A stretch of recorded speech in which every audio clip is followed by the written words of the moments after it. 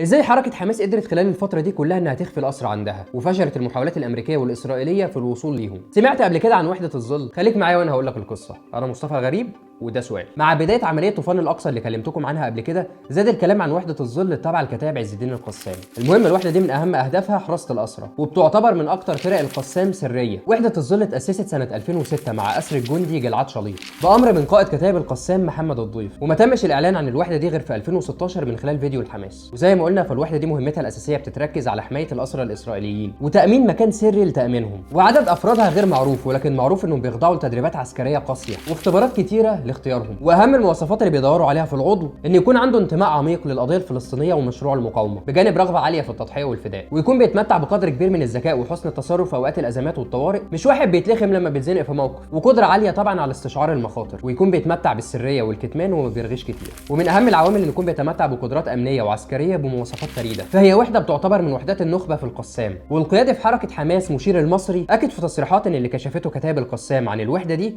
جزء محدود من دورها، وأكد إن لسه عندها كتير جدا. سلام.